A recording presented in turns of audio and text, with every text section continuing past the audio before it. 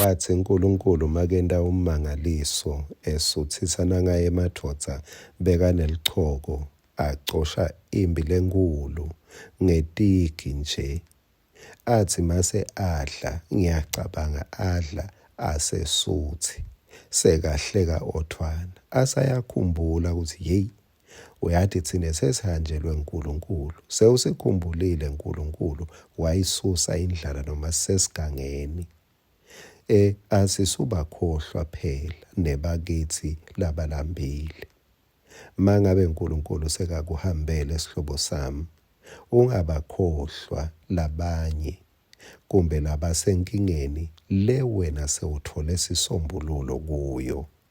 Nasi sinkwa selusuku sakavuka udle asisithole encwadini yaSamuel wekucala sahluko 17 sengize ngiyahleka ngoba solo silapho. Livesi laka 28 kuya ku30 sake safunza. Kwathi Eliabu umnaka boDavide lomkhulu nakeva lokwakukhulunywa ngicela uthwebele lapho kukhuluma lokwakukhulunywa nguDavide wamvuthela ngelulaka wase usho leto tindzaba leto. Verse 29 Davide wabuta wathi manje sengenteni sengingabe ngisakhuluma nekukhuluma ngicela uthwebele lapho ngisakhuluma. Verse 30 wase ugucukela kulomunye wakhuluma ngicela uthwebele lokukhuluma. Yini leyachukuluta bhuti lomkhulu Eliabu kukhuluma. Davide wakhuluma.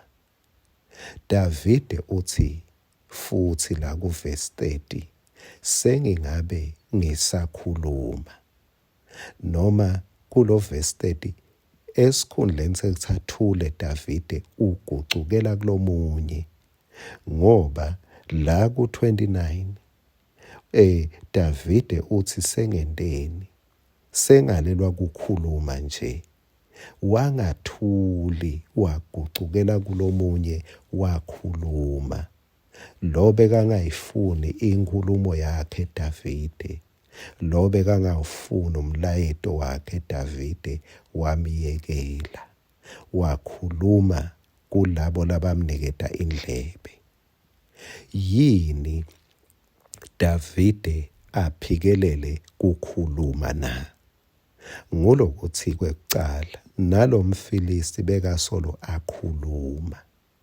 Davide bekaletha inkulumo lensha kuma-Israyeli kuthi bantu bakithi senivete indzaba letimbi senzeni babi nani ngisho ebusweni ake sengigucule tindzaba ngoba khumbula kukholwa kuyeta ngekufa liqiniso laNkulunkulu nangaNkulunkulu. Davide wakhuluma kuze ate ucitha inkulumo yemfilisti. Sihlobo sami, thola abantu longahle ukhuluma kubo nawe kumbe ukhulume tintfo ngetulu kwaleti labativile tindzaba letimbi ukhulume kubo tindzaba letimnanzi. Kwesibili lokwabangela Davide akhulume, khumbula phela emandle kufa nekuphila akuphi aselolwimini. Davide wakhuluma kufa kwekufa. Ngisho kona Davide bekakhuluma ukuthi utawubulala kufa lebekusolo kujangaza embi kwema-Israyeli. Wathi Davide utakubulala. Sawule uthi lo muntu lobhekana naye yingwazi kusukela ekutalweni. Davide waletha emazibiti wathi mine Nkosi Sawule bengisolo ngilabulala emabhubesi latalwa vele abulala nalo ngidawumenda kanjalo naye. Khuluma sihlobo sami, mawukhona kukhuluma ungati advertise kepha khuluma liqiniso ngisho ungati ukuthi umphumela utaba yini.